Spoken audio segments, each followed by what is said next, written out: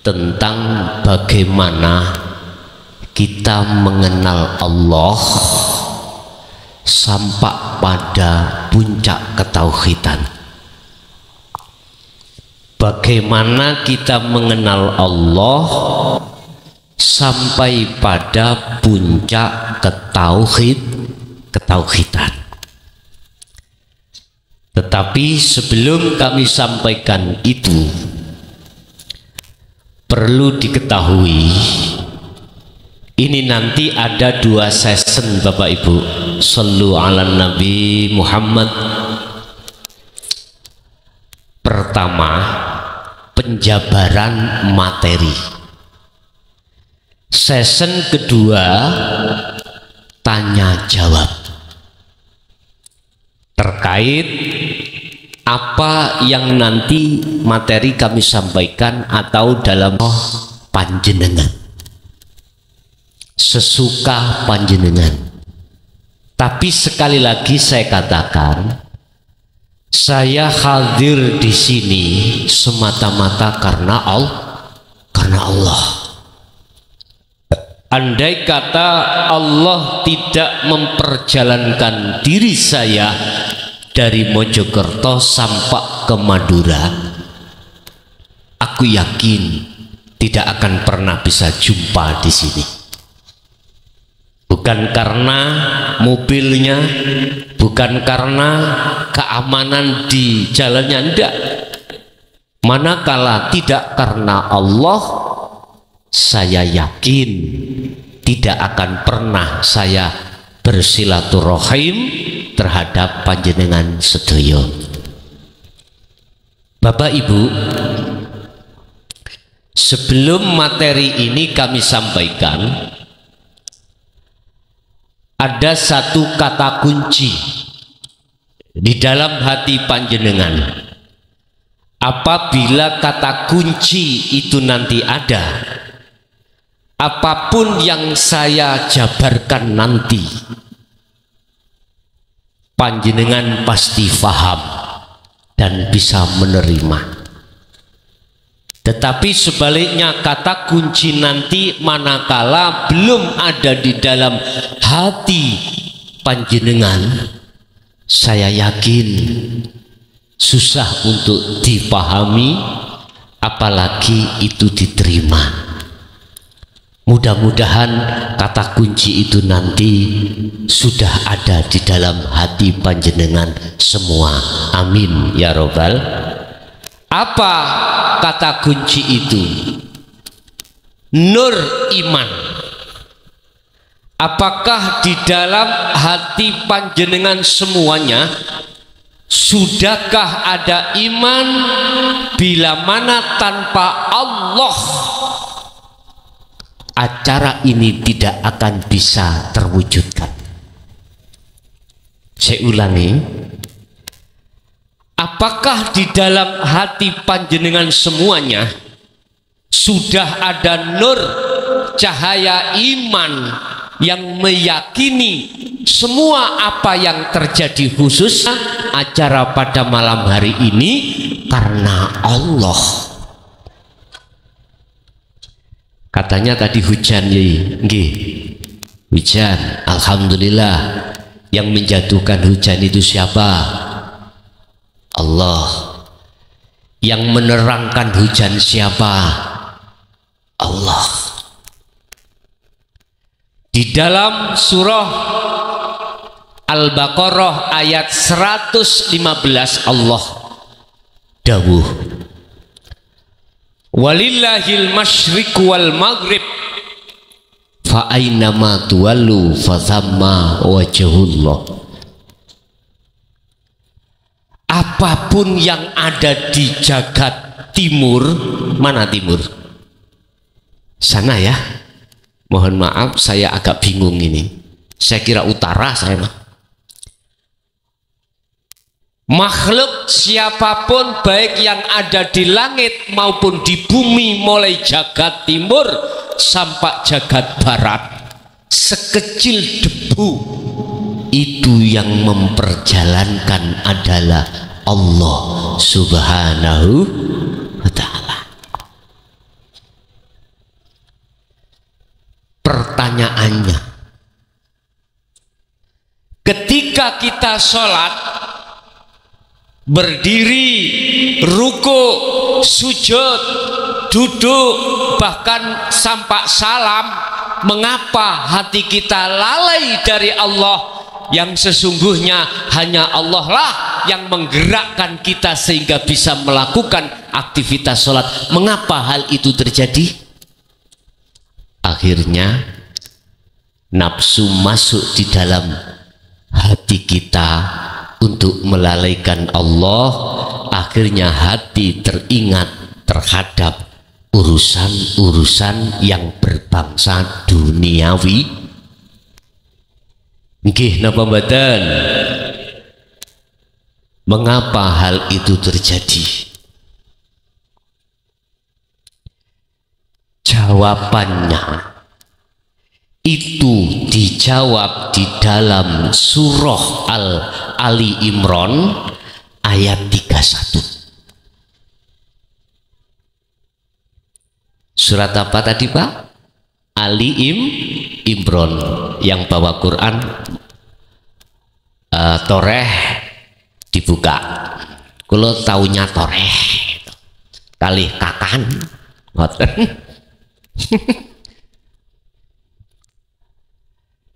Dibuka di dalam surah Ali Imran ayat 31. Allah katakan, Kul in kuntum tuhibbunallaha fattabi'uni. Jikalau kau pingin kenal Allah dengan sesungguhnya kenal, fattabi'uni. Kalau bahasa mukhatabnya itu Allah, ikutono Muhammad. Kalau bahasa Muhammad, kul katakan Muhammad, apa yang dikatakan Rasulullah? In kuntum tuhibbunallaha fattabi'uni. Jikalau cintamu ingin diterima oleh Allah, berarti kalau cinta itu tidak hanya kenal nama Pak, ya. Cinta itu harus tahu dan ketemu yang memiliki nama Allah. Mohon permisi ya, kali nulis saya.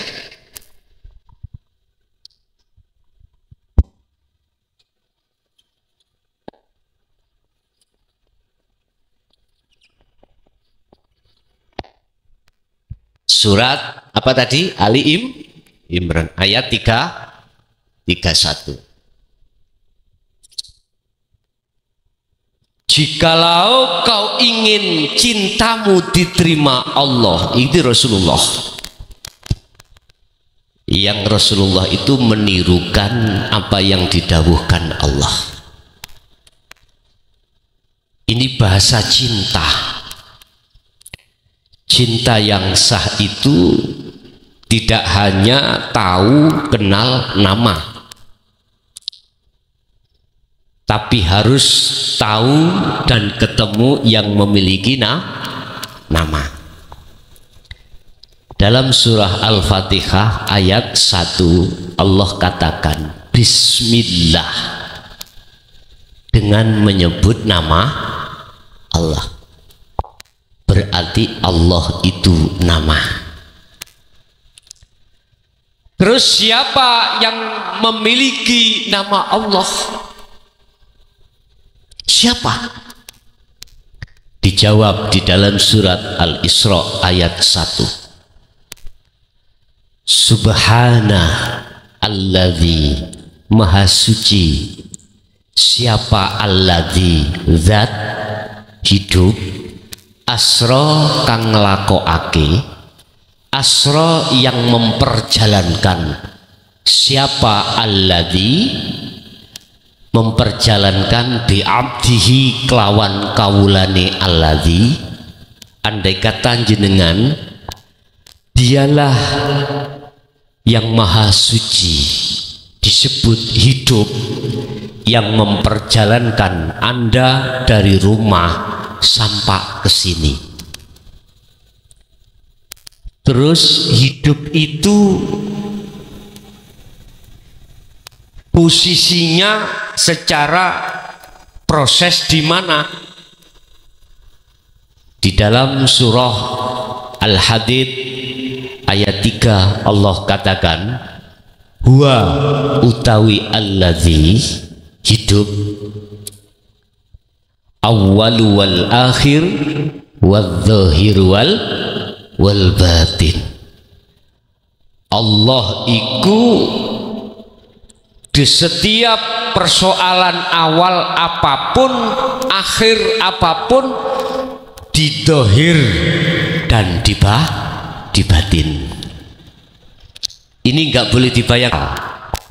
Ini harus panjenengan imani. Di manakah hidup itu? Wa nahnu aqrabu ilaihi min hablil warid. Allah katakan, aku ini lebih dekat daripada urat leher, urat nadi. Berarti kita mencari yang memiliki nama Allah. Siapa? Alladzi tadi. Di mana? Di dalam diri kita maupun di luar diri kita.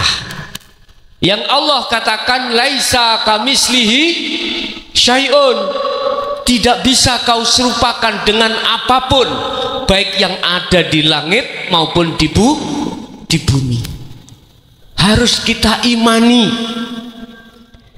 Di dalam tubuh kita darah akhirnya bisa berputar, napas bisa keluar dan masuk semata-mata karena Allah.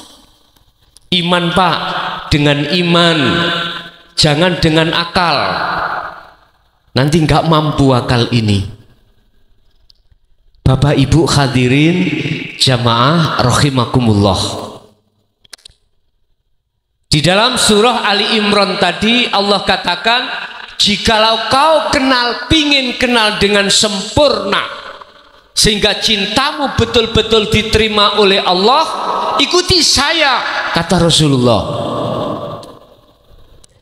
Di situ tidak ada istifham yang jelas, tetapi di dalam Al-Qur'anul Qadim Allah katakan mengikuti Rasulullah yang bagaimana.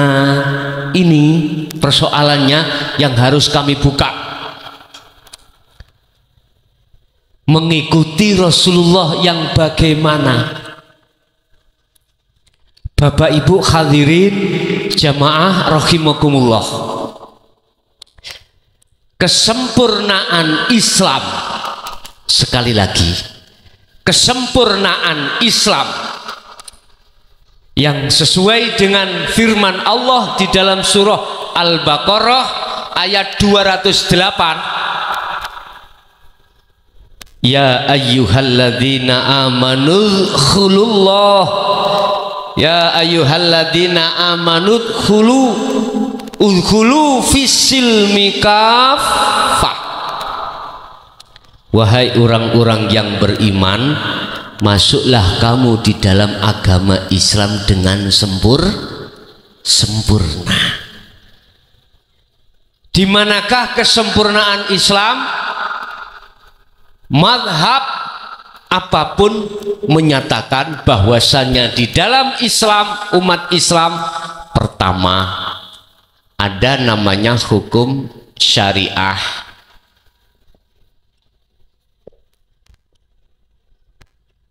thariqah, 3 hakikat, 4 makrifat. Udah, ini saya proses Pak, ya. Mengikuti Rasulullah yang bagaimana? Kalau saya jawab langsung, ikutilah Rasulullah sampai di puncak makrifat. Sallu ala Nabi Muhammad. Tapi fakta di lapangan Bapak Ibu, Kita umat Rasulullah hanya mengikuti di jalur kebanyakan syariat dan thariqah saja. Sedangkan hakikat untuk menuju makrifat itu golongan minoritas. Sedangkan golongan yang mayoritas kita, masyarakat umat Islam menengah ke bawah, itu hanya syariah dan thariqah. Rasulullah bisa mencapai makom maksum. Makom maksum itu makom yang paling puncak, Pak. Makrifat yang paling puncak. Beliau itu sampai dumugi sampai terhadap makrifat. Pertanyaannya, apakah kita umat ini bisa mengikuti Rasulullah pada tingkatan makrifat, padahal kita, nasab kita tidak ada sama sekali dari beliau? Nah gitu toh, itu pertanyaan. Dijawab di dalam surat Al-Isra ayat 1, Bapak Ibu. Mengapa di situ bi abdihi tidak memakai bil abdi? Bil abdihi. Mengapa di situ memakai isim nakirah bukan isim makrifat? Makrifat itu untuk khusus, Pak, ya. Kalau nakirah untuk umum. Dialah Allah atau yang maha suci hidup yang memperjalankan hambanya di kala waktu malam. Artinya siapapun panjenengan, siapapun kita sebagai hamba Allah, manakala Allah memperjalankan satu hambanya yang dikehendaki untuk bisa sampai ke makrifat, kuasa enggak Allah? Halo Bu, kuasa enggak Allah? Kuasa. Sekalipun kita itu tidak ada dzurriyyah, tidak ada nasab orang baik-baik di atas kita, tetapi manakala Allah menghendaki satu hambanya yang dipilih, pasti Allah kuasa, sebab innallaha ala kulli syai'in qadir. Oleh karenanya jangan pesimis kita, jangan pesimis, harus optimis pada Allah. Walaupun kita bukan keturunan ulama, bukan keturunan dzurriyyah Rasulullah, ingat, man jadda wajada. Siapa yang tekun, siapa yang temen, sungguh-sungguh pasti akan tercapai. Itu motivasi, Pak, ya. Apakah panjenengan bisa mencapai ma'rifat Allah? Kalau Allah menghendaki, siapa yang tidak bisa? Bagi Allah itu kecil. Cuman pertanyaannya, apakah kita ada greget kemauan untuk bertemu Allah atau enggak? Lihat di dalam surat Al-Ankabut ayat 5. Allah tidak memandang bulu. Siapapun yang ingin bertemu Allah, Allah pasti akan menyiapkan momen-momen tersendiri untuk bertemu Allah. Tapi syaratnya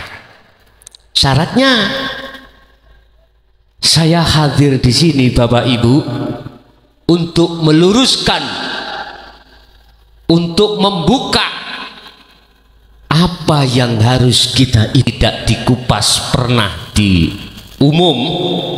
Saya tetap sampaikan karena ini zaman sudah penghujung, Pak, dimana zaman kita sudah menghadapi globalisasi. Ujian, musibah di mana-mana Allah turunkan. Semata-mata itu karena hambanya, makhluknya yang selalu berbuat dolim kepada Allah. Bapak Ibu, Allah ciptakan manusia tidak hanya berupa jasmani, tetapi juga berupa rohani. Yang disebut manusia itu tidak hanya jasmani, tetapi juga rohani. Setuju? Sudah punya iman? Di patung, nggak bisa bergerak, nggak bisa berbicara, nggak bisa bernafas, nggak bisa melihat, nggak bisa mendengar, dan lain sebagainya. Itu namanya mayit, ya, namanya nah, kan nyawanya kan nggak ada, ruhnya kan sudah nggak ada, ya toh? Jikalau ada manusia nggak ada ruhnya, itu berarti disebut orang mati. Kita yang hadir di sini, Bapak Ibu, disebut manusia. Allah ciptakan jasmani kita dari tanah, nanti kembali ke tanah. Tapi ruhaniyah ini Allah ciptakan terhadap diri kita makhluk, ruh unsurnya wa nafahtu. Mohon maaf, ini di kalangan ulama atas tentang masalah ruh itu khilaf, Pak, ya. Nggak salah, khilaf itu nggak salah. Ada yang mengatakan ruh itu makhluk, ada yang mengatakan ruh itu bukan makhluk. Jadi ulama dua ini khilaf, ya, tetapi tidak salah. Beliau yang mengatakan bukan makhluk karena ayatnya wa nafahtu, dan kutiupkan rohku. Mohon maaf, ini ranahnya itu di hakikat marifat, Pak, di hakikat marifat. Tetapi maksud daripada ayat wa nafahtu itu tidak memakai kalimah kutiupkan rohku, kuciptakan, khalaqtu. Ada yang memakai makna seperti itu pun juga tidak salah. Tetapi yang paling penting pada saat ini, pada malam hari ini yang akan kami sampaikan,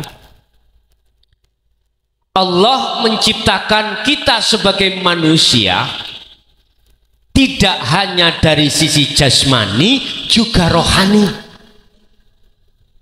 Lah, kedua unsur ini tadi nanti akan kembali sesuai di tempatnya masing-masing.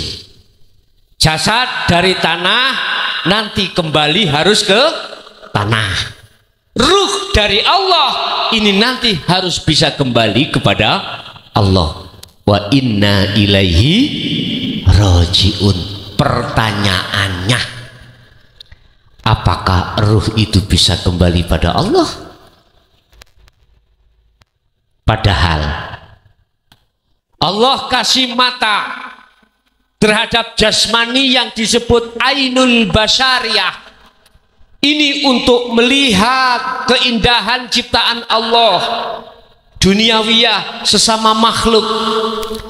Tetapi Allah juga memberikan ainul basirah, mata hati, al-fuad, matanya ruh, itu untuk melihat, bermuajah, menghadap, bertemu, sujud hanya pada Allah. Terus mengapa ketika kita sholat lebih-lebih kita tidak tahu Allah? Padahal sesuai dengan sifat wajibnya Allah al-wujud. Sifat wajibnya Allah wujud. Bahasa Indonesianya jengleh. Bahasa Madura apa, Pak? Nyata, itulah Pak. Bedede. Catat lih, gue tak apalkan. Tapi mengapa kita tidak tahu?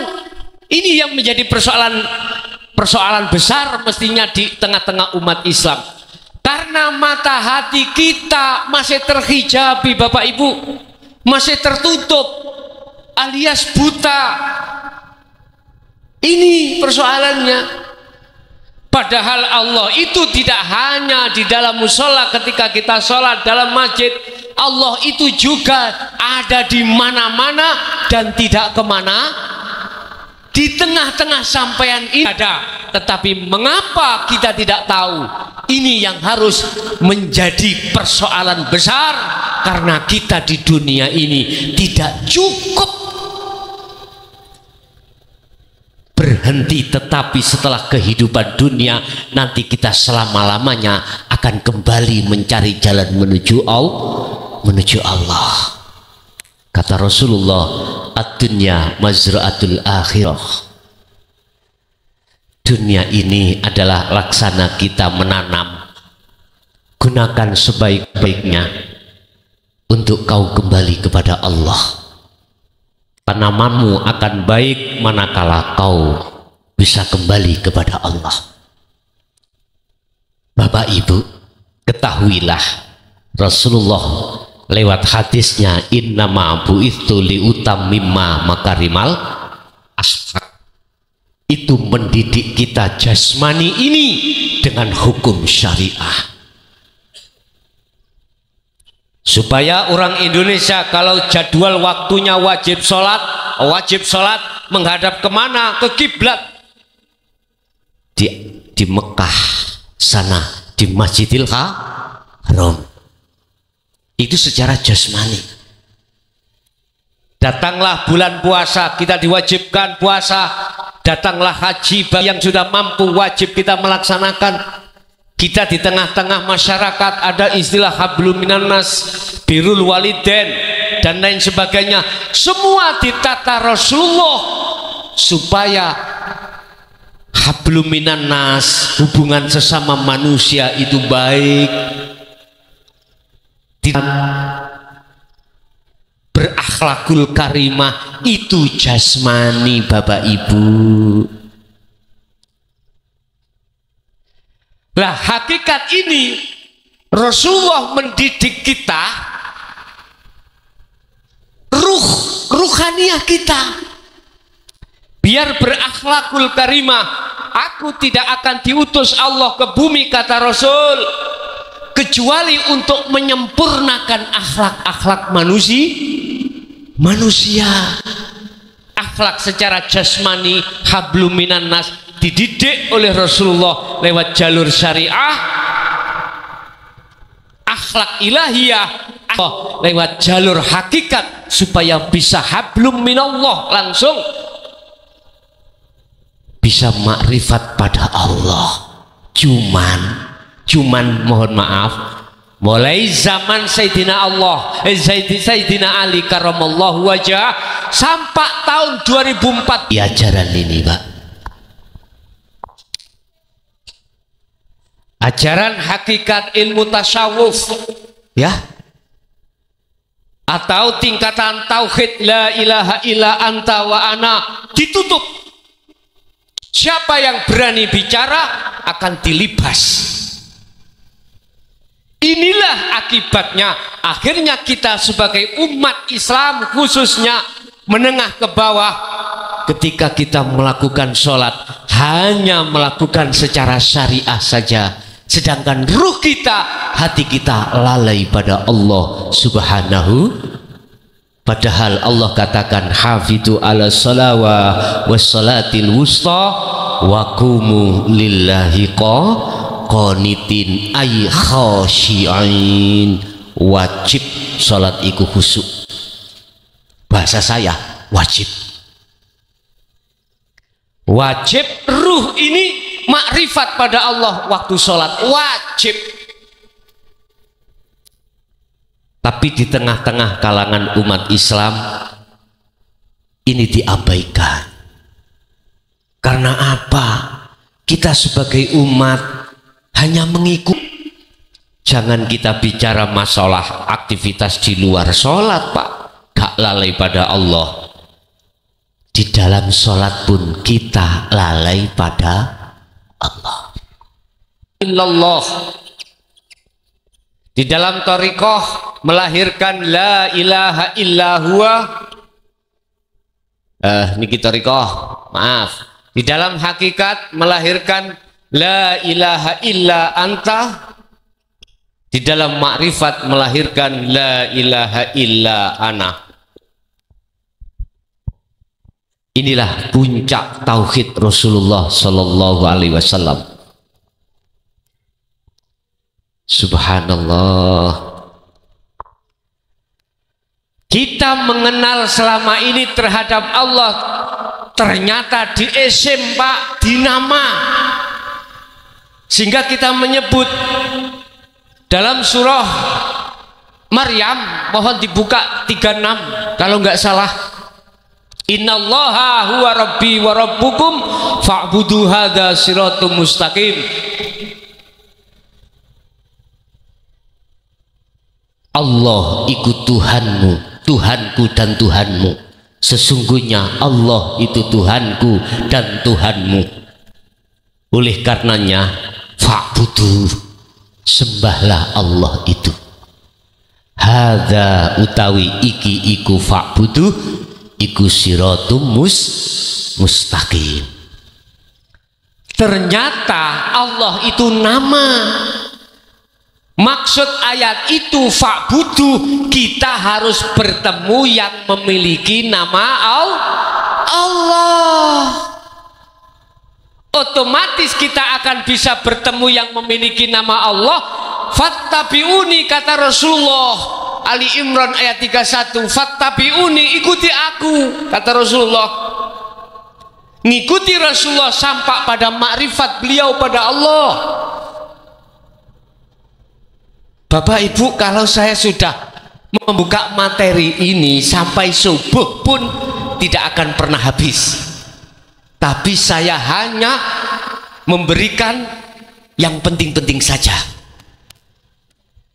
Terus syaratnya bagaimana kita bisa sampai kenal Allah, sampai yang memiliki nama Allah.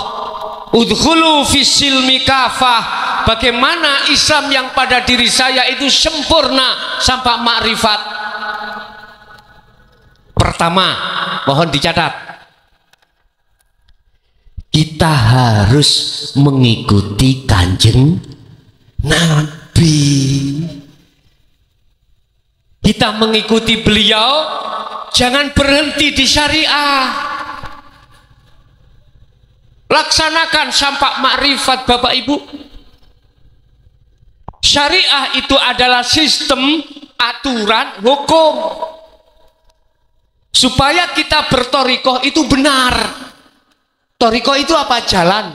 Saya laksanakan. Syariat itu adalah tumpaan mobil, sepeda. Anda dari rumah sampai di sini, bisa sampai di sini, tidak lepas pertama proses dari sepeda. Torikohnya sepeda apa? Jalannya ini darat. Hakikat tujuan Anda apa? Taklim muta'alim. Di sini kita silaturahim. Di tempat ini. Lah, ketika saat Anda sudah sampai di sini, inilah nyatanya hakikat disebut makrifat. Makrifat itu bertemu. Bertemu apa tujuannya? Sekarang kita pada Allah. Apa syariat kita? Ikuti Rasulullah. Di situ ada hukum dua, larangan dan perintah. Mana larangan harus kita tinggalkan, mana perintah harus kita jalankan. Sering didengungkan di dalam mimbar-mimbar khutbah Jum'ah tentang takwa. Ittaqullaha haqqa tuqatih wa la tamutunna illa wa antum muslimun. Takwa, meninggalkan larangan, menjalankan perintah. Itu fisik jasmani. Apa itu hakikat, tujuan? Thariqah sampean apa? Terserah. Thariqah sesudah Rasulullah wafat yang muktabaroh, sambung sampai Rasulullah, sanadnya jelas, mutasil, kesanatannya, keilmuannya,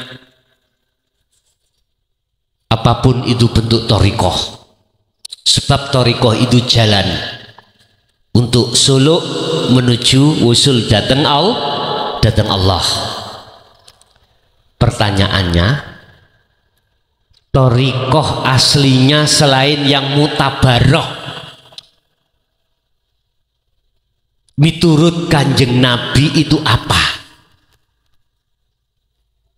Bapak Ibu,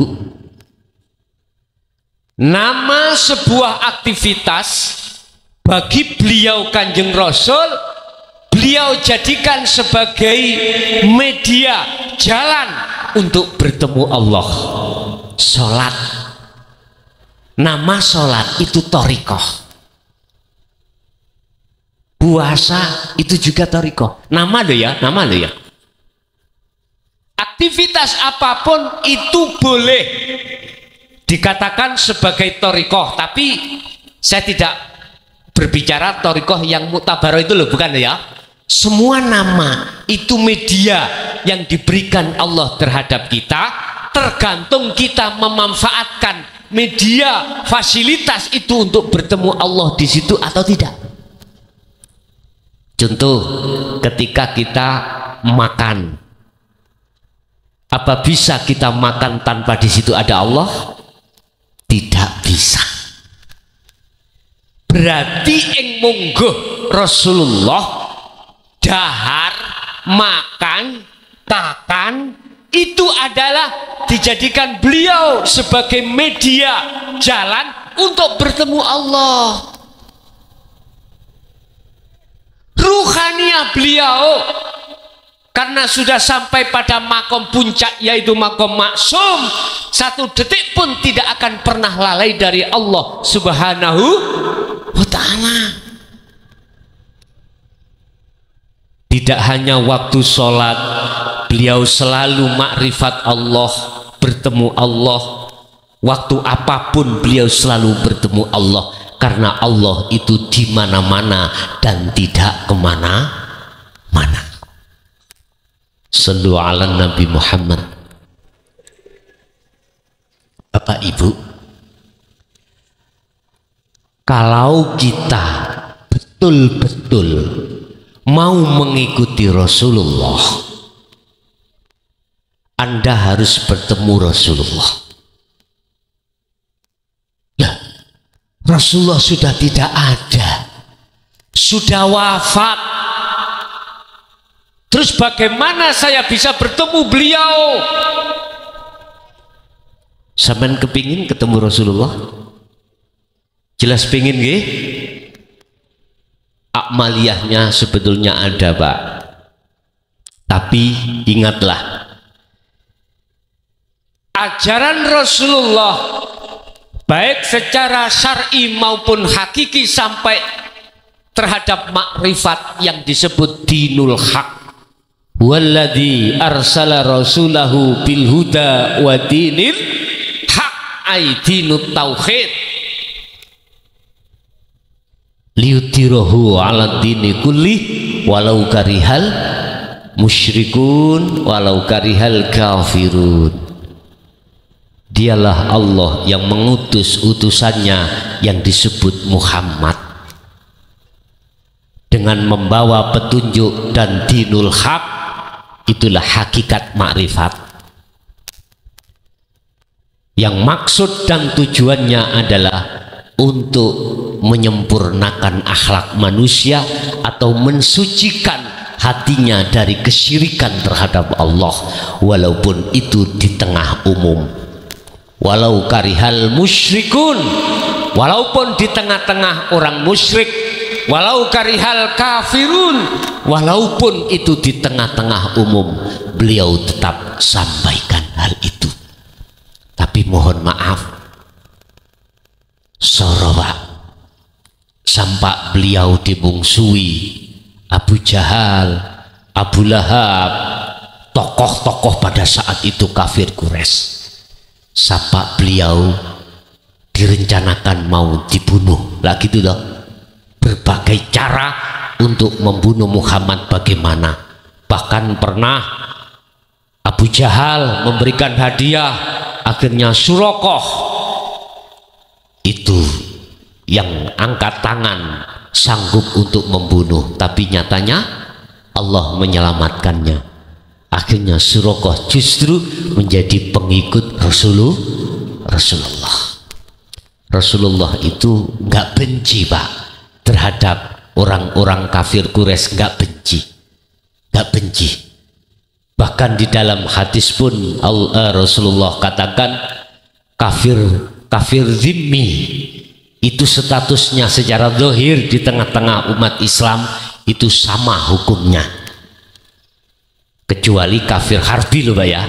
Kafir zimmi, siapa yang menyentuh kafir zimmi sama halnya menyentuh diri saya, itu kata Rasulullah.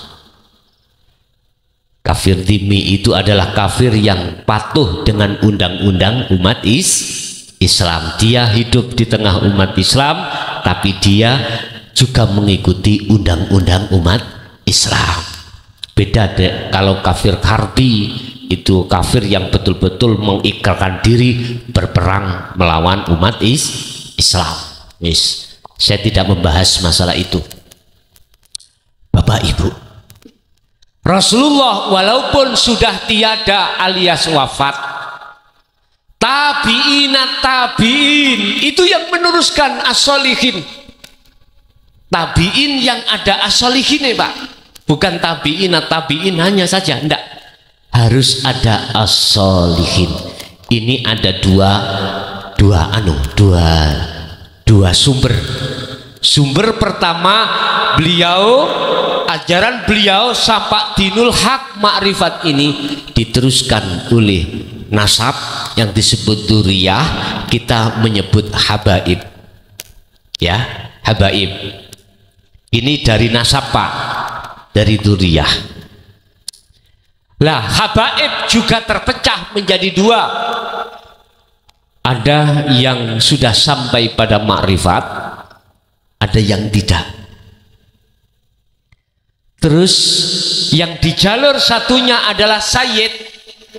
Sayyid itu adalah para sahabat Rasulullah yang tidak ada unsur nasab, tidak ada duriyah, tidak ada.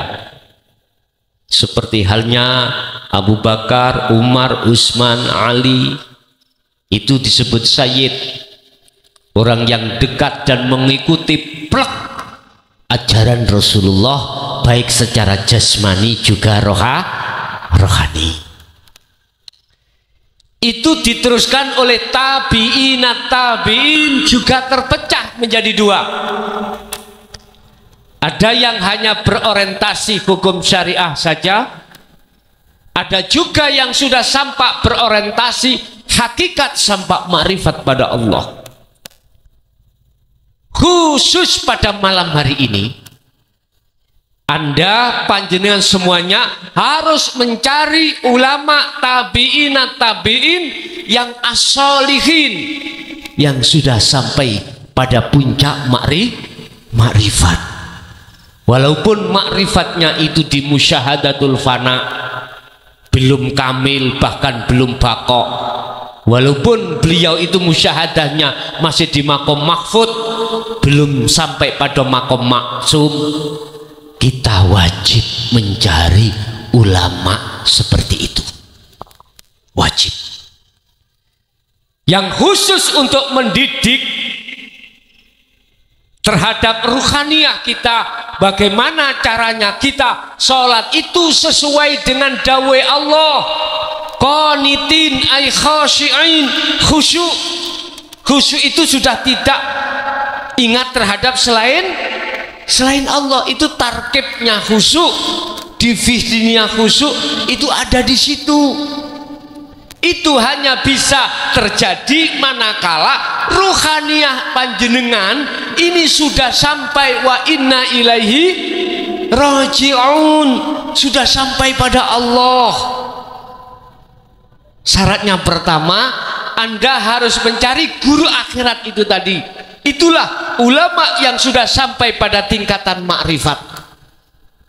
Cirinya bagaimana ulama tersebut? Apakah selalu dia itu berdakwah seperti tadi malam ini? Tidak. Tidak seperti itu. Tidak harus seperti itu. Apakah dia harus punya pondok yang besar? Tidak juga. Tidak harus seperti itu. Tidak semuanya seperti itu. Apakah dia harus sudah punya pengikut ribuan? Tidak selamanya seperti itu. Ala inna awliya Allah la khaufun alaihim walahum yahzanun. Beliau itu Bapak Ibu, latar belakangnya bisa ditaruh Allah menjadi petani, pedagang, sopir, pemulung. Subhanallah. Allah mampu meletakkan beliau-beliau itu di tengah-tengah masyarakat yang masyarakat tidak tahu. Cirinya adalah setiap kalam yang keluar bagi beliau, dari beliau selalu menyejukkan rohaniah kita. Menyejukkan rohaniah kita. Rohaniah itu akan sejuk dan damai hanya satu, Pak. Kembali kepada Allah. Ya ayyatuhan nafsul mutmainnah, irji'i ila rabbiki radiyatan mardiyah. Wahai jiwa yang damai, kembalilah kau pada Tuhanmu. Jiwa yang bisa kembali, ruh yang bisa kembali, karena ruh itu matanya tidak buta dan tahu jalan menuju Allah. Dia olehnya berangkat. Kata Rasulullah, yuhibbukumullah wa yaghfir lakum dzunubakum. Ali Imran ayat 31. Jikalau kau sudah melepaskan cintamu terhadap selain Allah di dalam hatimu, berarti kita harus uzlah, Pak. Harus kholwat, harus zuhud, baru bisa melepaskan cintanya ruh terhadap selain Allah yang sudah kadung masuk.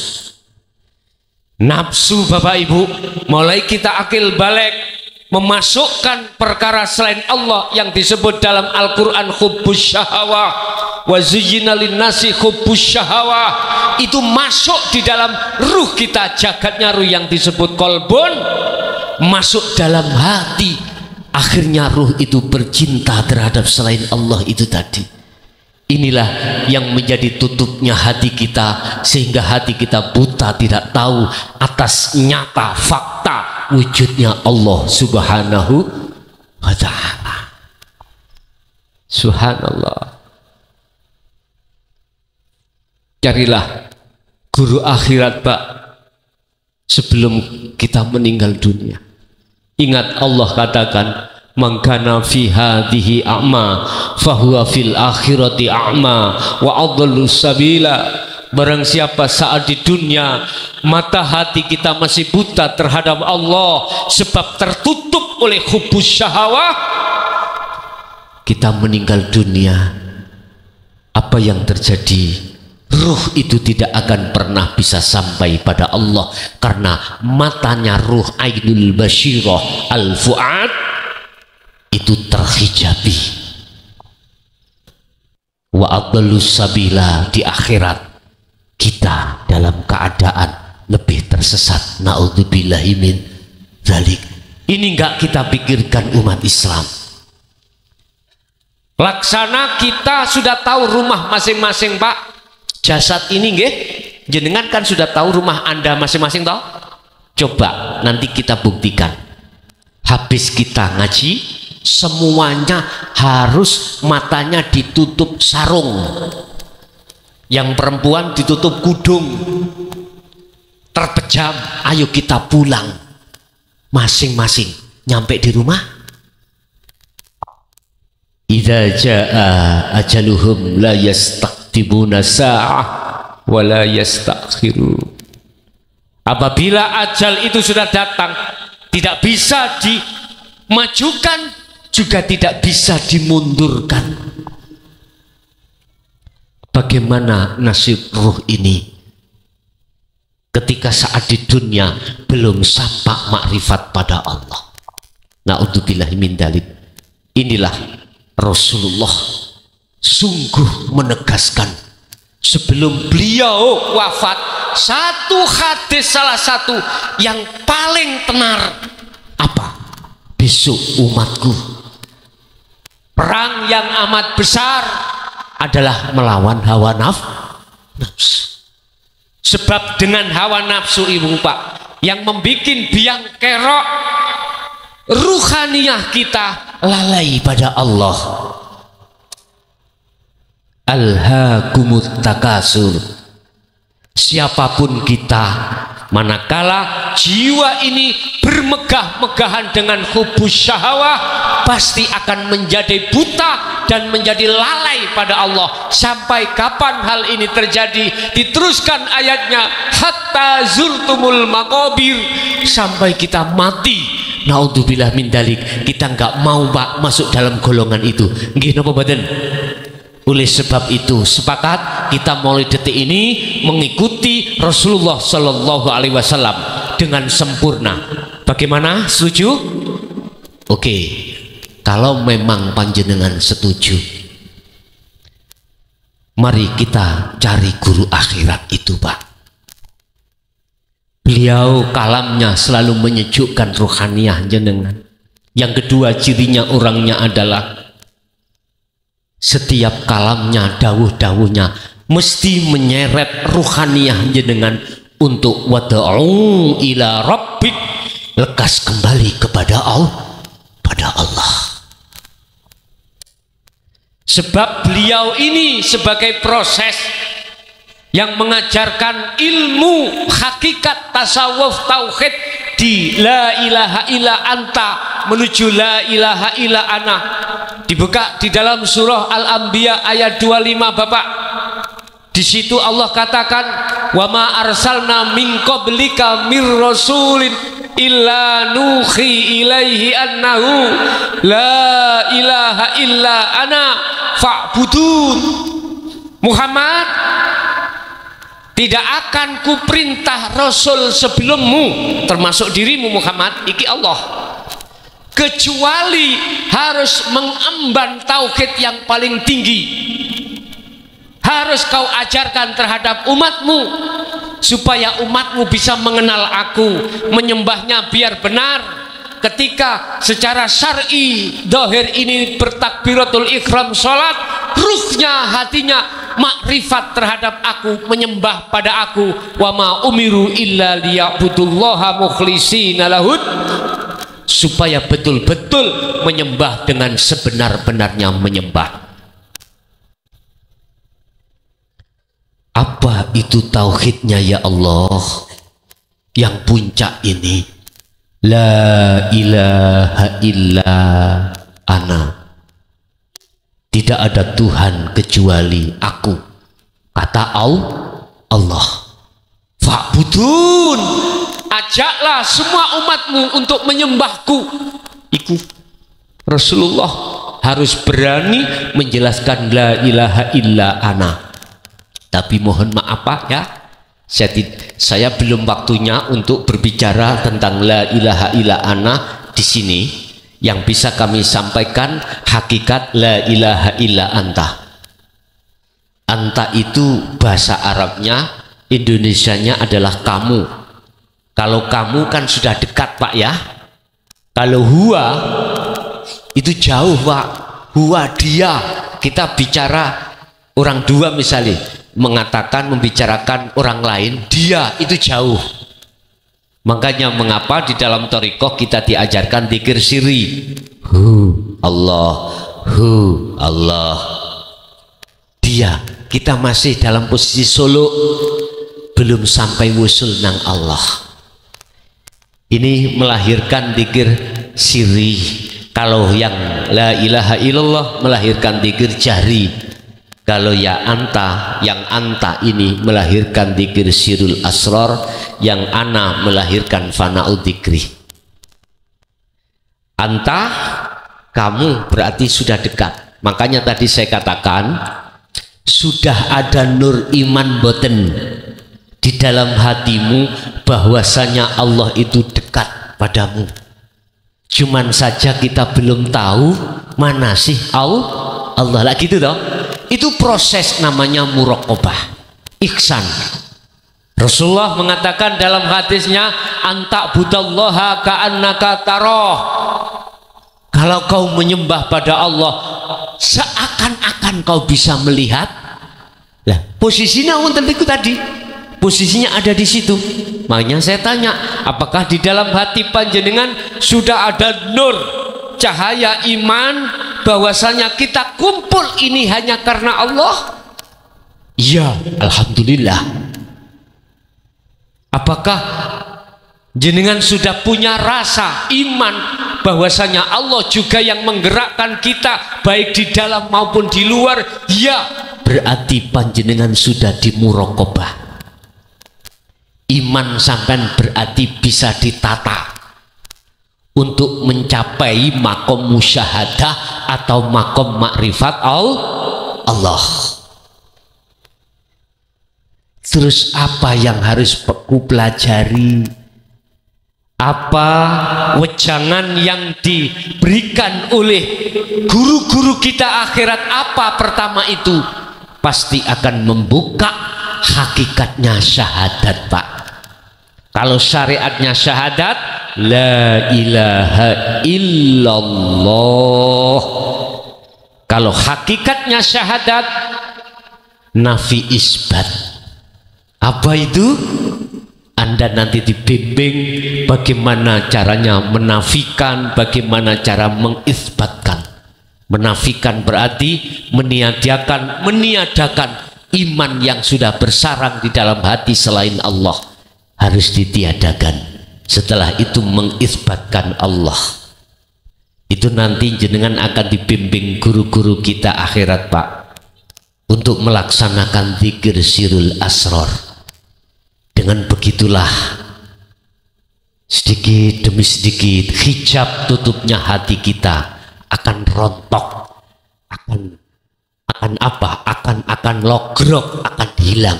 Kalau sudah hilang, maka nyatalah Allah di situ. Allahu waliyul ladina amanu yukhrijuhum minadh-dhulumati ilan nur. Manakala lampu ini akan menyala, saat itu juga kegelapan akan hilang.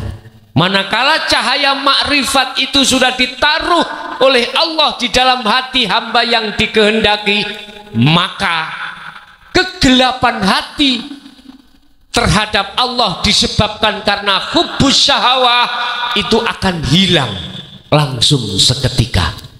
Terus cahaya makrifat itu ditaruh Allah di dalam hamba yang bagaimana Bapak Ibu?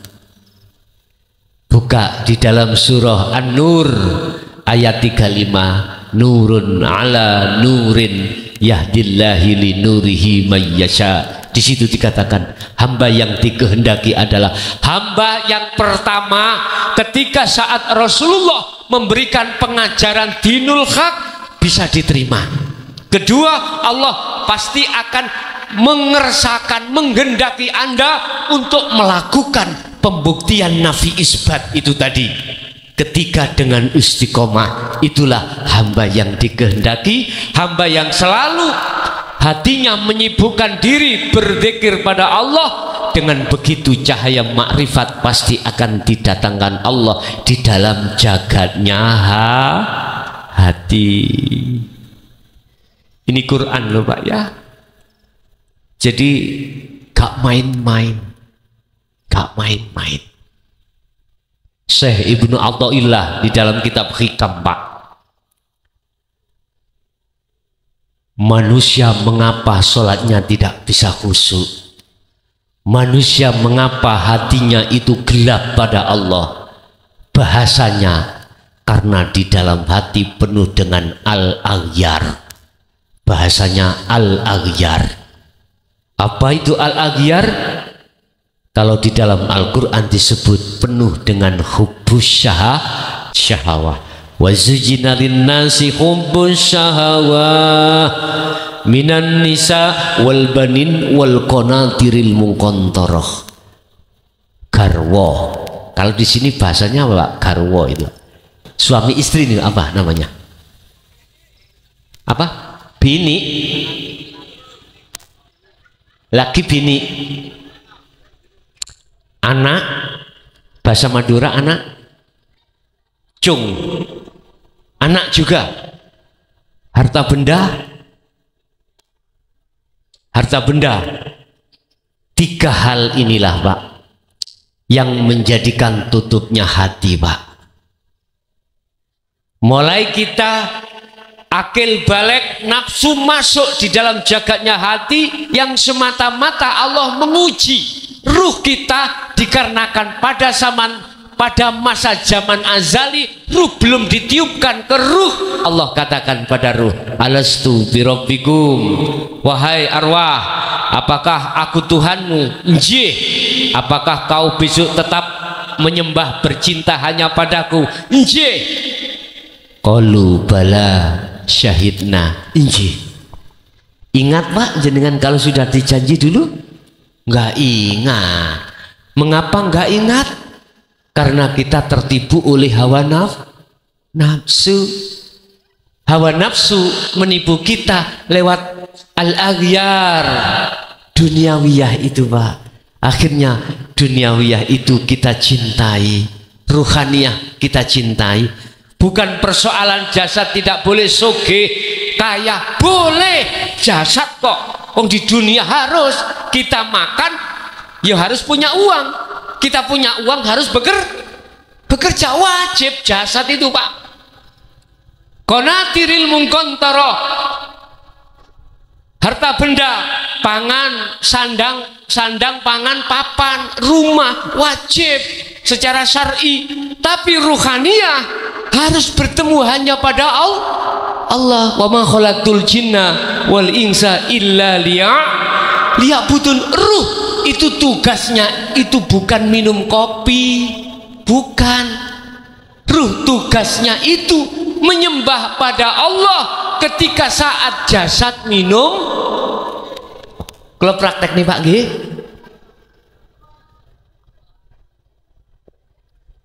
Mengapa Rasulullah mendidik kita sebelum minum harus membaca bismillah?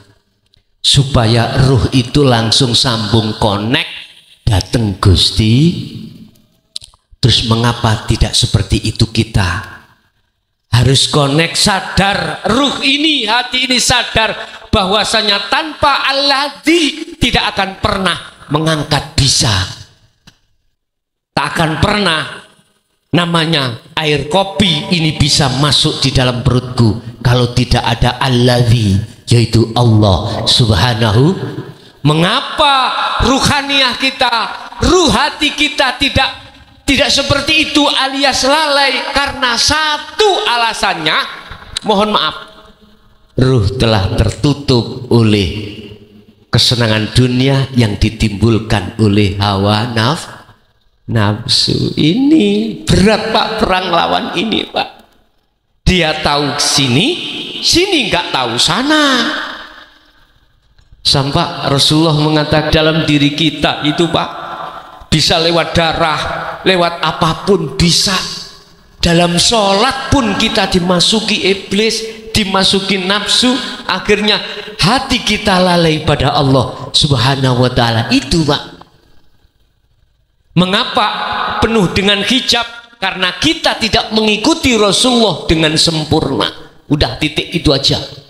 Jadi Bapak Ibu, tolong sekali lagi, kenalilah Allah, jangan hanya nama.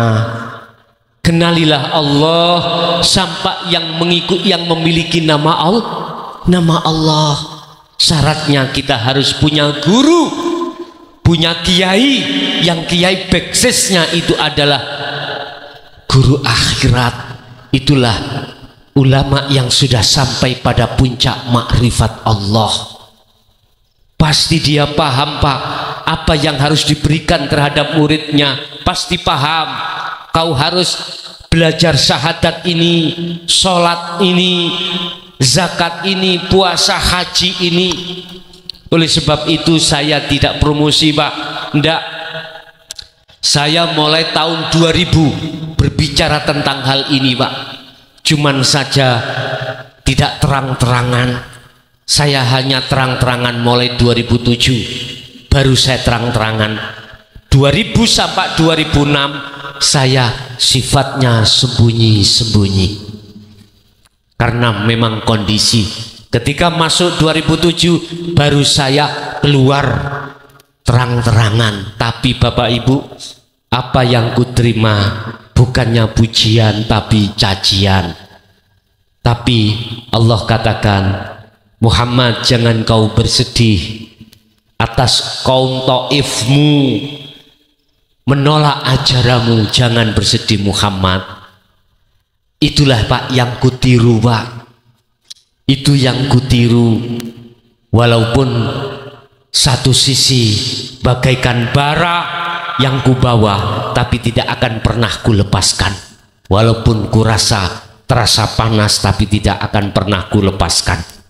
Alhamdulillah 2014 sudah. Disitulah banyak diantara ulama-ulama yang tadinya itu tidak berani menyampaikan dengan terang-terangan. Alhamdulillah sampai sekarang banyak diantara para habaib, para ulama, para sayyid, buya, dan lain sebagainya, beliau mengibarkan bendera tauhid, artinya berani menyampaikan dinul haq, ajaran Rasulullah Shallallahu Alaihi Wasallam ini. Itu pun sampai di YouTube Bapak Ibu. Mohon maaf, saya setiap tahun Mbak, setiap tahun di sasi Ramadan, mulai malam 1 Ramadan sampai 20 Ramadan, saya pergunakan khusus untuk mendidik terhadap umat yang mau tentang dasar tauhid. Jikalau di antara panjenengan menginginkan, silahkan rawuh di pondok saya, nggak usah bawa sangu. Semua makan, buka sahur dijamin, tempat dijamin, tidak dipungut biaya sepeser pun.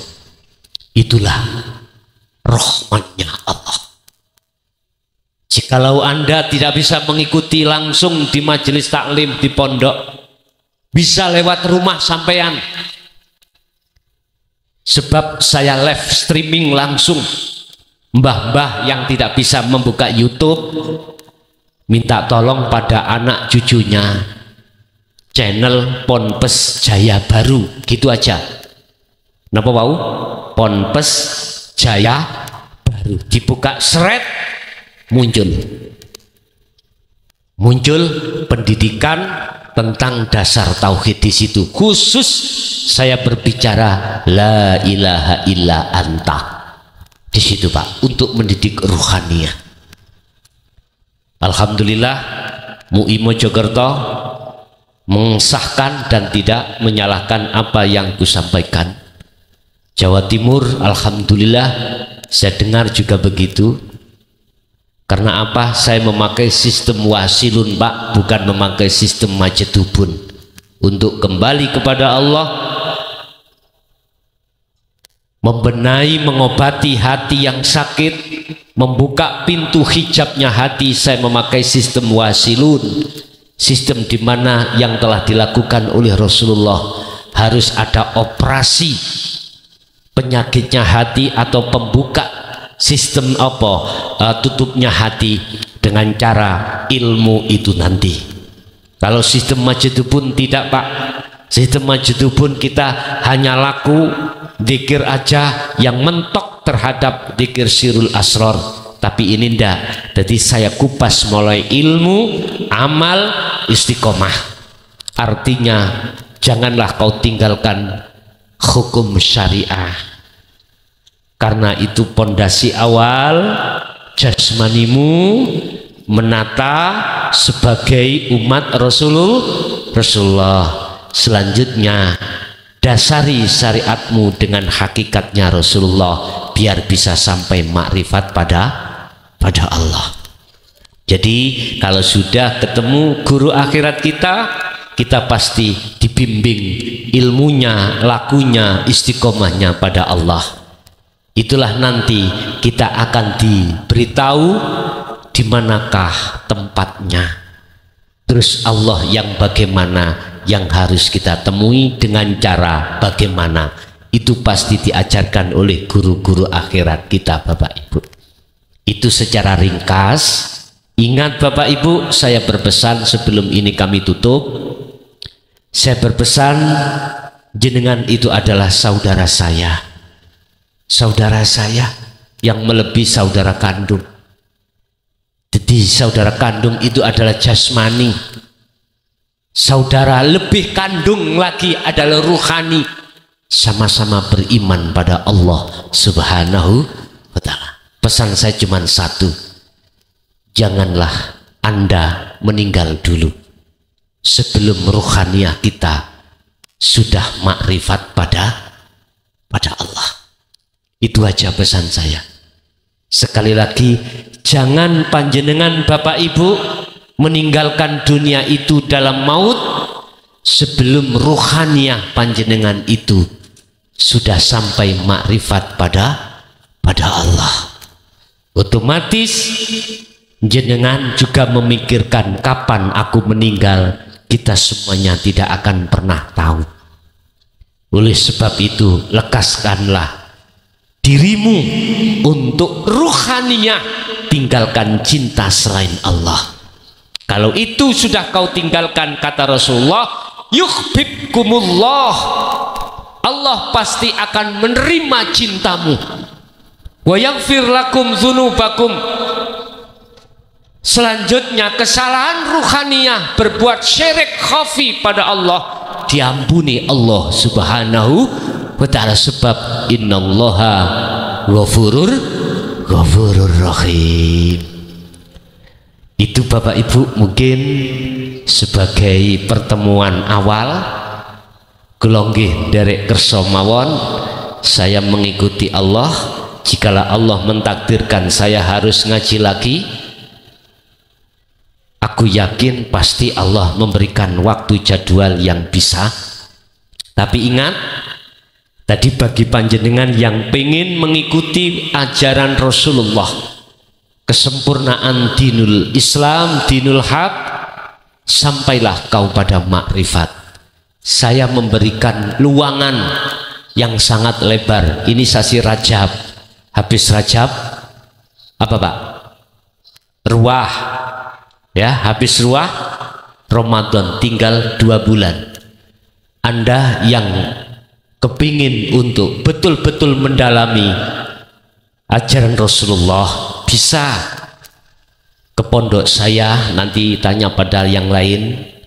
Nggak mungkin 1 bulan, kadang 15 hari sudah khatam, paling lama 20 hari Pak. Silahkan, sampai nggak usah nggo bekal, bisa, karena di sana sudah kusiapkan semuanya kebutuhan jenengan. Ya, itulah Rasulullah. Rasulullah itu sifatnya adalah mementingkan kepentingan umat di atas kepentingan pribadi. Ya sak mampu saya. Tapi nek jenengan cari nasi jagung susah Pak. Jadi nanti mohon maaf kalau nasinya nasi putih, karena kami tidak lihe Pak bikin nasi jagung. Tadi saya makan alhamdulillah luar biasa. Makasih matur suwun atas sajiannya nasi jagung tadi. Nanti saya cerita pada istri aku pasti gini. Istri aku tanya gini, gimana rasanya? Aku juga pingin rasanya. Goten. Tapi bukan berarti saya nggak ingin dibungkuskan, tidak loh Pak ya. Untuk istri aku ndak loh ya, ndak. Cuman biasanya aku ditanya makan apa, abi kalau manggil saya. Macam-macam saya jawab. Ini nanti saya jawab nasi jagung.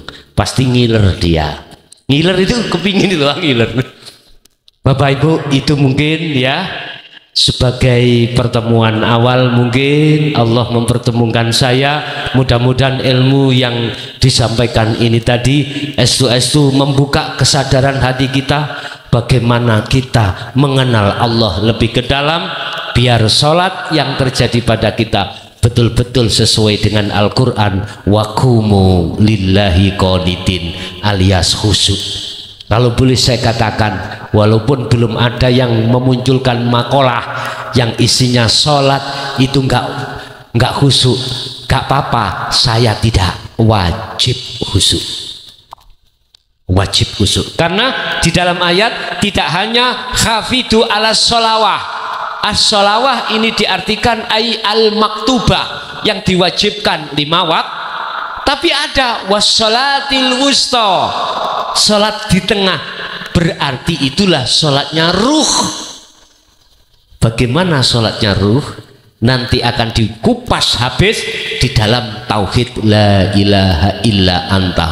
Ini dalam surah Al-Anbiya, ceritane Nabi Yunus, la ilaha illa anta subhanaka inni kuntu minal zalimin. Karena masih gelap di dalam perut ikan, beliau bertauhid la ilaha illa anta subhanaka inni kuntu minal zalimin.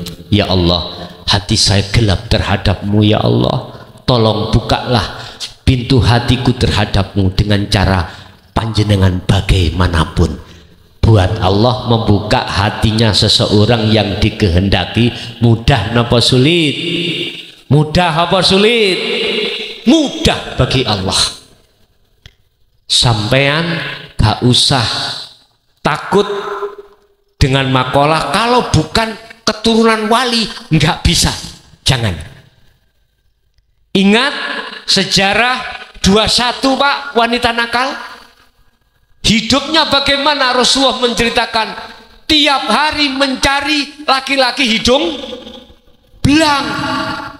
Satu saat dia itu dahaga, kemudian minum, mengambil air di sumur.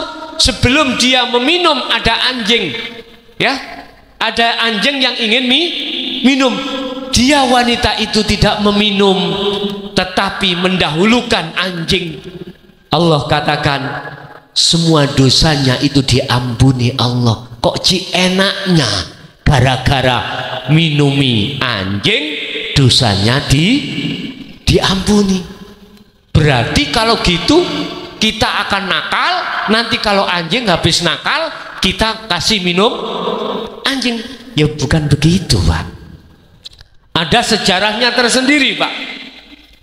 Beliau wanita nakal itu Bapak Ibu, beliau itu memang sengaja belum sempat melakukan perbuatan jasmani sesuai syariat Rasulullah, tapi ruhaniyahnya dia itu sudah melakukan zikir yang telah diperintahkan Rasulullah, zikir yang sudah sampai pada makrifat Allah. Jadi ketika beliau memberikan minuman terhadap anjing, dia hatinya makrifat pada Allah.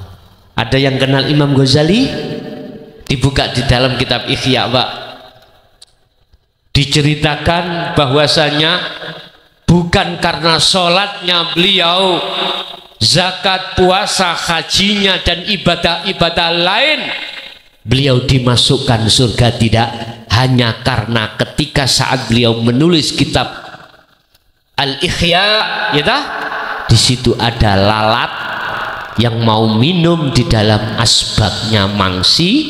Beliau tidak langsung mengusir, ya, tidak meletakkan pulpennya di asbak, tetapi menunggu si lalat itu kenyang dulu, kemudian miber, baru beliau. Hanya sebab itu. Ternyata apa, Pak? Itulah beliau ketika saat itu hatinya makrifat pada Allah. Syekh Ibnu Athaillah di dalam makolahnya berkata, amalia sedikit apapun, jikalau kau barengi hatimu makrifat pada Allah, jangan kau anggap sedikit. Walaupun kau anggap ringan, tapi sebenarnya adalah berat.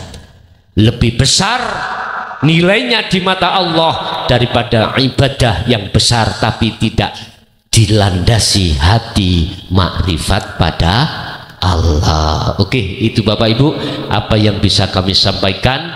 Mungkin jenengan ya banyak pekerjaan nanti habis itu, tapi tetap kita masuk sesi tanya jawab. Barangkali ada yang perlu ditanyakan, kami persilakan. Monggo.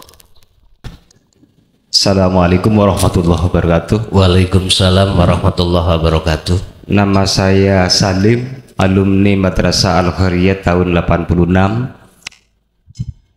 Salim, alumni Madrasah Al-Khairiyah tahun 86. Tolong sebutkan dan dibuktikan bahwa Nabi Muhammad itu Isra, jasad dan ruhnya sesuai dengan konsep Al-Quran. Itu yang pertama. Yang kedua, tolong sebutkan hadis yang sahih tentang ajaran thariqah dan hakikat dan ma'rifat. Terima kasih. Assalamualaikum warahmatullahi wabarakatuh. Waalaikumsalam warahmatullahi wabarakatuh. Tentang Isra Mi'raj Kanjeng Nabi Muhammad sallallahu alaihi wasallam. Ya. Ini khilafani. Ada yang mengatakan biruhin fakot, hanya ruhnya saja. Ada yang berpendapat ma'a jasadihi, beserta jasadnya sekalian. Ya. Dua pendapat yang tidak sama ini janganlah menjadikan hati kita terhijabi akan hal itu, ya. Keduanya itu tidak salah. Apa alasan dan dasarnya? Tadi saya katakan manusia Allah ciptakan tidak hanya jasmani, akan tetapi juga rohani. Allah jadikan kita jasmani dari tanah, nanti kembali ke tanah. Allah jadikan kita rohani dari Allah, nanti kembali harus pada Allah. Dua hal saling berbeda. Kemudian Allah juga kasih mata jasmani ainul basyariyah yang fungsinya untuk melihat sesama makhluk, dan itu dikatakan sebagai hablum minan nas. Ruhaniyah kita diberikan Allah, juga Allah ciptakan, yaitu berupa ainul basirah, yang itu hanya untuk pada Allah subhanahu wa ta'ala, untuk melihat pada Allah subhanahu wa ta'ala dalam kemakrifatan. Lah, berkenaan dengan Isra Mi'raj Kanjeng Nabi, apa kok ada Isra dan ada Mi'raj? Apa sih Isra itu?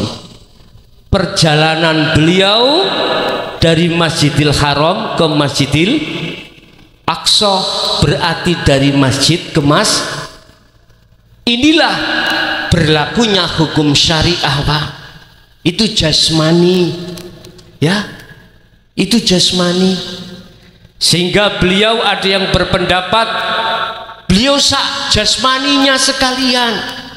Ulama ada yang berkata seperti itu. Jangan disalahkan, Pak, karena beliau juga berjalan melakukan perjalanan dari Masjidil Haram ke Masjidil Aqsa. Aqsa ini ada di mana, Pak? Palestina. Ini kan masih dunia toh? Dunia dari masjid ke masjid. Ini sebetulnya adalah perjalanan sampean syariat, perjalanan jasmani, patuh dengan hukum syariah. Mana larangan itu tinggalkan, mana perintah itu jalankan. Tetapi habis Isra Mi'raj, apa Mi'raj itu?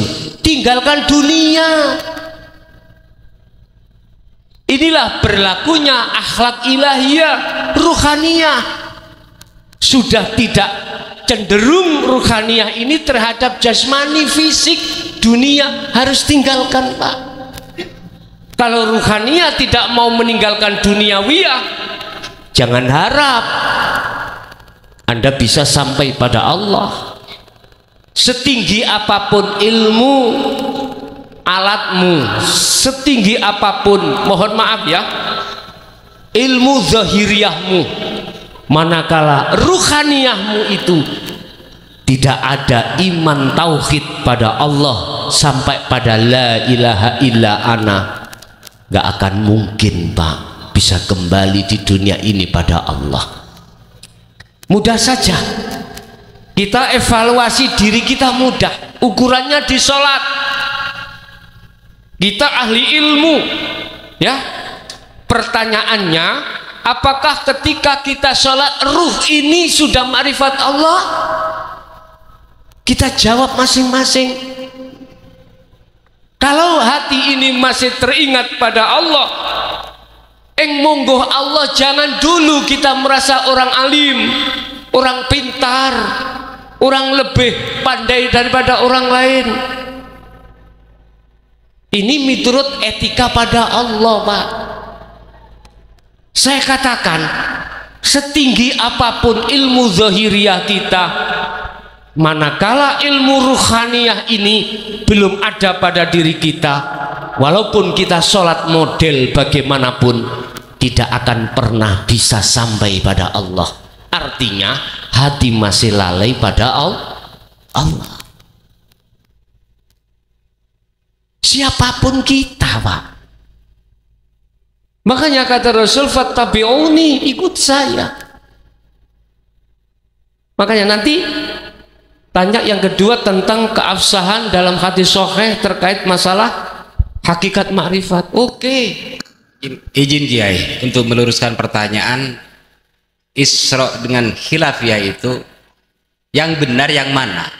Maksudnya menurut Isra Mi'raj, qala ba'dul ulama asra biruhi, usriya biruhi, qala ba'dul ulama usriya biruhi wa jasadihi. Urid minkum an tadhkur ayatan minal Quran, dan tidak usah terlalu melebar jawabannya. Terima kasih. Gitu ya? Iya. Oke. Wis tak jawab coro iman. Nek tak jawab coro akal, mesti pinter-pinteran. Nggih mboten? Pasti itu, Pak. Tolong sampai tangkap dengan iman, jangan dengan akal. Ya. Kalau kita tangkap dengan akal, pasti kita saling pingin pandai-pandaian. Lah gitu toh? Pasti itu, Pak. Itu nafsu, Pak. Mohon maaf. Tadi saya katakan itu ada dua khilaf, Pak, ya. Dua pendapat. Yang dua pendapat tentang Isra Mi'raj itu, ya, mohon maaf, menurut pandangan saya hakikat, bukan kacamata syariat, tidak salah. Tidak salah. Artinya tidak salah Mereka yang berpendapat hanya ruhnya saja tidak salah. Yang berpendapat ma'a jasadihi juga tidak salah. Saya katakan tidak salah dari kacamata mata. Mana? Hakikat, bukan syariat. Kalau syariat pasti khilaf, Pak. Itu pasti khilaf, pasti ada jumhur ini pasti kita memenangkan satu dan mengalahkan yang lain. Terus gini, Pak, mohon maaf, tadi saya katakan sepandai ilmu apa kita dohiriyah, jikalau ruhaniyah tidak terdidik dengan ajaran Rasulullah di dinul haq, mohon maaf, saya tidak menuduh Anda, tidak, mohon maaf ya. Tadi saya katakan siapapun kita sholat belum benar miturut kacamata hakikat. Saya katakan tidak benar, ruhaniyah kita masih lalai pada Allah. Iya atau tidak, Pak? Itu saya, entah nek panjenengan. Kalau saya akui waktu sholat pasti aku masih lalai pada Allah, ingat terhadap selain Allah. Entah kalau jenengan yang sudah pandai, aku nggak tahu. Mungkin itu Anda sendiri yang ingin bisa menjawab. Sekali lagi, kalau saya sudah berbicara tentang dinul haq, jangan diterima akal, Pak, terima dengan iman. Kalau sampai terima dengan akal, nggak akan masuk, sungguh nggak akan masuk. Bahkan ini majelis akan menjadi majelis perdebatan, bukan majelis yang namanya majelis saling mengisi, tidak, namanya dialog. Oke, tadi tak teruskan. Mi'raj adalah perjalanan beliau dari Masjidil Aqsa ke Sidratul Muntaha. Lah, tak teruskan dulu, mohon maaf, nanti bila mana disanggah silakan. Tapi tak teruskan dulu yang Mi'raj. Itu adalah perjalanan Rasulullah ruhaniyah. Ini sudah tinggalkan alam dunia menuju langit Sabtuju sampai ke Sidratul Muntaha Mustawa, bertemu terhadap Allah yang akhirnya menerima sholat 5 waktu. Mengapa kok sholat bukan lain sholat? Sebab sholat itu adalah kunci untuk menyembah. Syaratnya bisa sampai ke situ manakala ruhaniyah kita sudah sampai di titik makrifat pada Allah. Jadi menjawab tentang Isra Mi'raj, khilaf dua itu menurut kacamata hakikat tidak salah keduanya. Satu. Yang kedua, saya disuruh membuktikan hadis sahih terkait masalah apa tadi? Hakikat makrifat. Oke, dibuka. Satu, innama bu'ithu liutammima makarimal. Sahih atau tidak itu? Nek sampean ahli hadis pasti tahu. Jujur saya tidak ahli hadis, enggak. Tapi saya katakan innama bu'ithu liutammima makarimal akhlak. Sesungguhnya saya tidak diutus oleh Allah ke dunia kecuali hanya menyempurnakan akhlak manusia. Bapak mungkin sudah buka Al-Quranul Qadim? Sudah?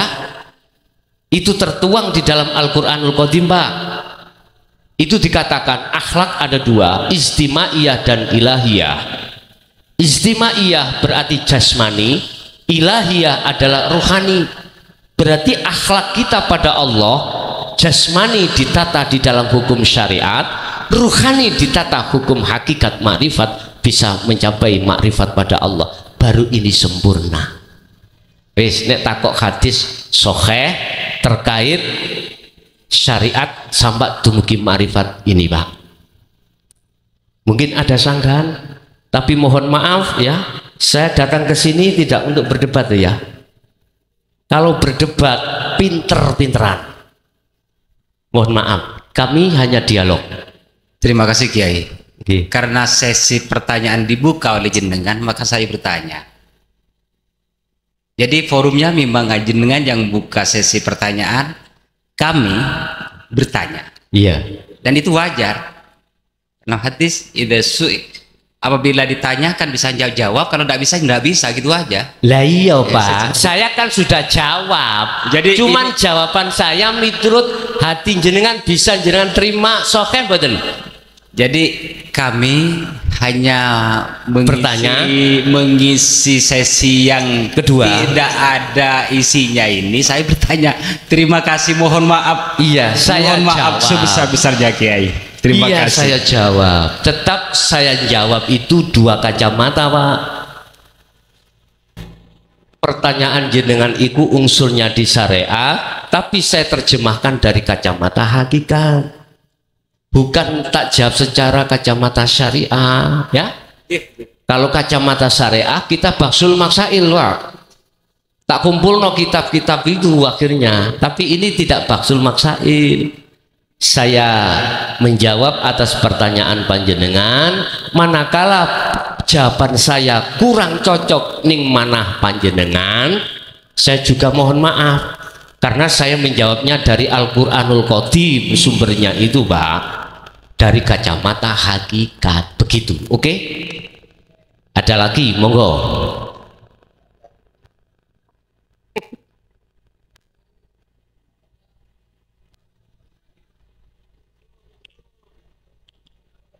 Sudah cukup? Pun. Bapak Ibu, lo ini kan boleh hidup toh Pak ya? Suasana boleh hidup gitu loh. Bon, Bapak Ibu hadirin, mudah-mudahan semua apa yang telah ditakdirkan Allah dalam forum ini, walaupun dirasa itu dalam hati terlalu lama atau yang gimana, harapan kita mudah-mudahan menjadi satu ilmu yang bermanfaat terhadap kita dan anak putu kita ila yaumil qiyamah. Lahumul Fatihah. A'udzubillahi minasyaitonir